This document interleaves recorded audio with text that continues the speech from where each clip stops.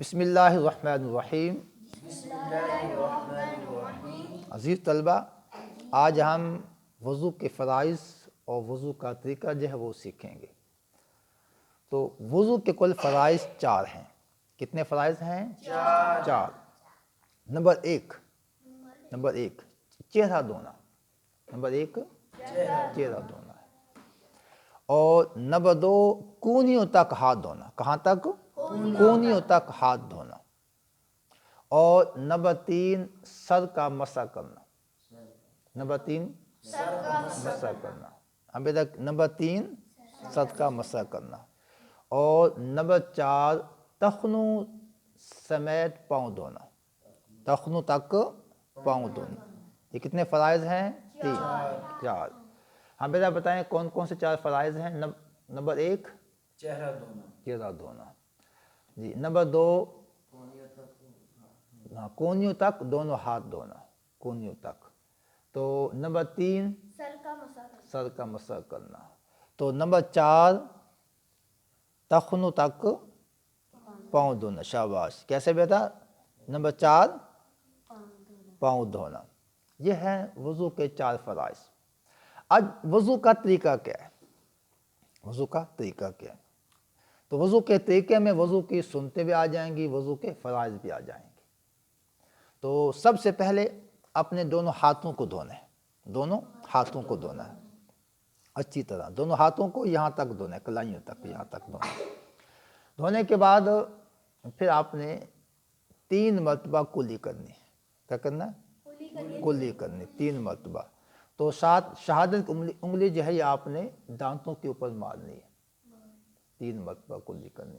اگر روزہ ہے تو پھر سمپل سادہ کلی کرنی، اگر نہیں ہے تو پھر حلق تک پانی لے کے جانا ہے۔ 3 مرتبہ کلی کرنے کے بعد پھر 3 مرتبہ ناک میں پانی ڈالنا ہے۔ پھر ناک میں پانی ڈالنا ہے۔ تو بائیں ہاتھ کی چھوٹی انگلی کے ساتھ جو اس سے ناک جو ہے وہ صاف کر لینا ہے تاکہ کوئی غلاظت نہ ہو۔ 3 مرتبہ ناک میں پانی ڈالیں گے، ناک صاف کر لیں گے۔ اس کے بعد پھر چہرہ دھونا ہے۔ کیا کرنا ہے؟ چہرہ دھونا ہے۔ چہرے کی جو لمبائی ہے، جہاں سے بال اگتے ہیں وہاں سے لے کر اور تھوڑی تک ہے، یہ چیز شامل ہے یہاں تک، یہ چیز ہے یہاں سے یہاں تک دھونا آپ نے۔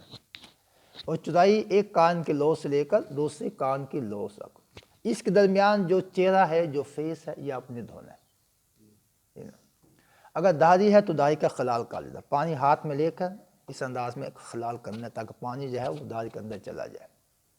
تو یہ درمیانہ جو فیس ہے تو یہ آپ نے دھونا، اس میں سے کوئی حصہ خشک نہ رہے۔ اس کے بعد پھر دایاں ہاتھ دھونا ہے کونی تک۔ کہاں تک؟ کونی تک۔ کونی بھی دھونے میں شامل ہے۔ اس کے بعد پھر بایاں ہاتھ دھونا ہے کونی تک، یہ بھی کونی جو ہے وہ ہاتھ دھونے میں شامل ہے۔ اس کے بعد پھر سر کا مسح کرنا ہے۔ سر کا مسح کرنا، مسح کیسے کریں گے آپ؟ یہ دونوں ہاتھ لیں گے، آپ کے پہلے سے گیلے ہیں تو یہ ہاتھ لیں گے، ہاتھ آپ آگے سے پیچھے لے جائیں گے، پیچھے لے جائیں گے، ٹھیک ہے نا؟ پیچھے سے آگے لے آئیں گے۔ اس کے بعد یہ انگلی آپ ڈالیں گے کانوں میں ڈالیں گے، انگلی کو گھمائیں گے، ساتھ ساتھ جو یہ انگوٹھے ہیں ان کو کان کے پیچھے سے گھمائیں گے، ایسے۔ پہلے ہاتھ ایسے لے کے جائیں گے، ایسے لے آئے، انگلیاں ڈالی تو انگلیوں کو کانوں کے اندر گھمانا ہے، کانوں کے اندر گھمانا ہے۔ ایک مرتبہ آگے لے کے آنا ہے، پھر ان کو پیچھے لے کے جانا ہے، ساتھ انگوٹھا جو ہے کان کے پیچھے سے ایسے کرنا ہے، اوپر لے جانا ہے اور پھر اس کو نیچے لے کے آنا ہے۔ پھر یہ ہاتھ آپ نے ایسے کر لینا ہے، یہ آپ کا مسح ہو گیا۔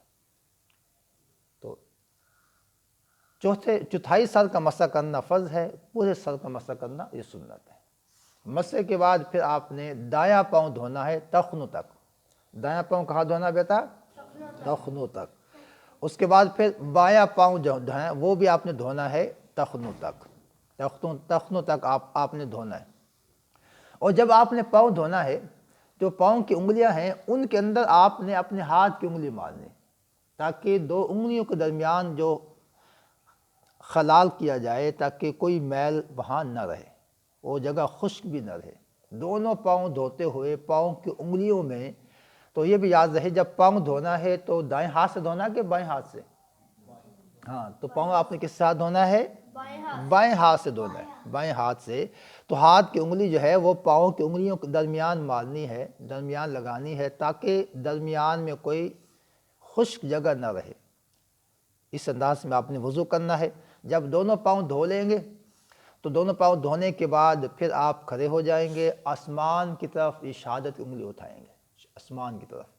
تو پڑھیں گے، سب مل کے پڑھیں گے کلمہ شہادت پڑھنا، اشہد اللہ الہ الا اللہ وحدہ لا شریک لہ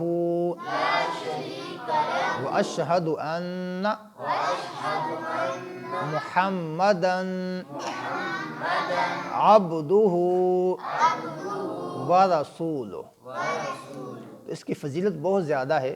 حضرت عمر بن خطاب رضی اللہ تعالیٰ عنہ آپ سے روایت ہے کہ نبی مکرم صلی اللہ علیہ وآلہ وسلم نے ارشاد فرمایا، جو وضو کرنے کے بعد آسمان کی طرف شہادت کی انگلی کر کے یہ کلمات پڑھتا ہے، اللہ تعالیٰ جنت کے 8 دروازے کھول دیتا ہے، 8 دروازے کھول دیتا ہے۔ اللہ کی بارگاہ میں دعا، اللہ ہمیں عمل کی اور سمجھنے کی توفیق عطا فرمائے۔